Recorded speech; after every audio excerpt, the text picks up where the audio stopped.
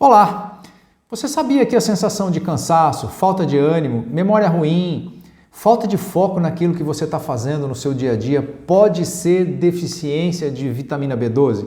Você sabia disso?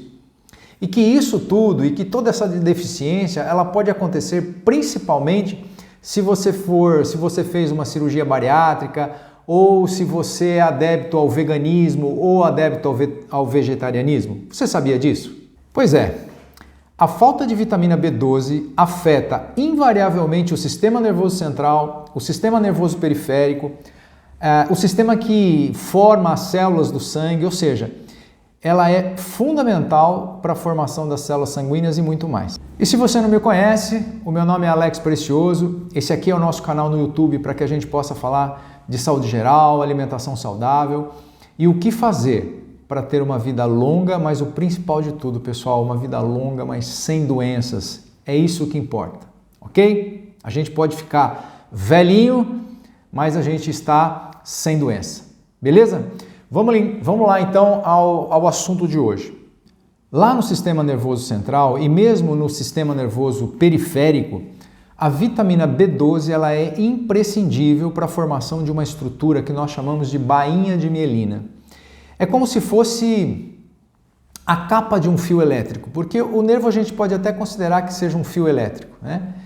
E essa capa envolve esses nervos, né? Essa bainha de mielina, ela envolve o nervo por fora e ela é de extrema importância para a transmissão dos impulsos nervosos. É como se a falta dessa bainha de mielina fosse deixando o nervo mais fraco e aí as pessoas vão ficando com falta de atenção, falta de concentração, falta de foco naquilo que está fazendo.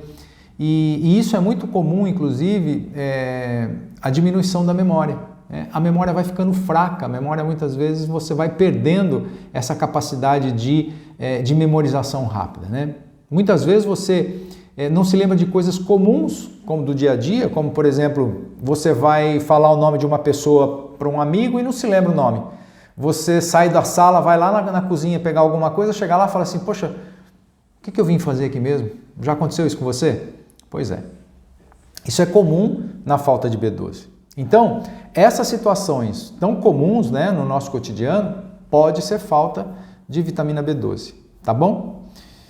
E até as crianças pode acontecer com as crianças, né? O déficit de atenção, que é uma coisa muito comum nos dias de hoje, pode se confundir inclusive com a deficiência de B12. E com relação ao sangue, a B12 ela participa da formação, como eu falei, da formação das células sanguíneas. E normalmente a pessoa apresenta uma anemia que nós chamamos de megaloblásticas. A megaloblástica, as células elas vão ficando aumentadas de tamanho e o organismo ele entende que isso é um defeito da célula. E a hemácia, que é essa célula que nós estamos falando, ela é responsável por levar o oxigênio, por levar o ferro para todos os tecidos. E isso pode levar a essa sensação de cansaço, né? Que muitas vezes, numa condição normal, com a B12 normal, isso não aconteceria, ok? Então, o que pode acontecer? Você vai no médico, relata para o seu médico esses tipos de problemas que a gente está falando e até ele pode pensar numa deficiência de vitamina B12. E aí ele pede alguns exames, né? Pede o exame de vitamina B12 no sangue. Mas olha só, tem alguns problemas que ocorrem muito antes desses sintomas. Eles aparecem e o médico muitas vezes não se dá conta, né? Não se atenta para isso. Que são as manifestações bucais pela falta da vitamina B12. E o médico, na verdade, ele não nota isso porque o exame clínico na boca não faz parte do dia a dia do médico. Mas faz parte do cirurgião dentista. O cirurgião dentista está dentro da boca das pessoas e acaba notando com facilidade todas essas manifestações que a gente falou. E são várias manifestações, não são poucas não, são bastante manifestações. Eu vou dar aqui um exemplo para vocês. Olha só, as úlceras bucais, por exemplo, as aftas, né, que são feridas inclusive muito dolorosas, né, e que ocorrem até com bastante frequência na cavidade bucal pela falta da B12. Outra questão, você já deve ter ouvido falar, e se não ouviu falar, chamada glossodínia ou estomatodinia, né? Se você não ouviu falar, mas talvez você tenha você já tem ouvido falar em síndrome da ardência bucal, que é a mesma coisa. A pessoa relata uma sensação de queimação na boca, uma queimação na língua e nas gengivas, muitas vezes, nas bochechas. E essa queimação, ela ocorre até sem nenhuma justificativa. Você vai se lembrar e falar, puxa, mas não aconteceu nada, eu não queimei a boca, nada aconteceu e eu estou sentindo essa queimação. E os estudos, inclusive, mostram que essa sensação e até mesmo dores, né, na região da língua e da boca ocorrem em mais de 60% dos casos quando há falta de vitamina B12. Os estudos que mostram, não sou eu que estou falando, ok? Outro detalhe importante, queilite angular, que é aquela inflamação no canto da boca, né, no canto do lábio, que forma uma ferida, até forma uma fissura, também pode ser falta de B12. Outros sinais e sintomas, como atrofia das papilas gustativas, que isso se caracteriza até pela redução daquela saliência da língua, né, das papilas gustativas, na superfície da língua, que leva a uma aparência meio lisa, assim, meio brilhante, né? E também pode diminuir o paladar, né? E até mesmo você pode sentir um gosto meio metálico na boca, entendeu? Bom, tem casos até mais severos de pigmentação anormal da mucosa.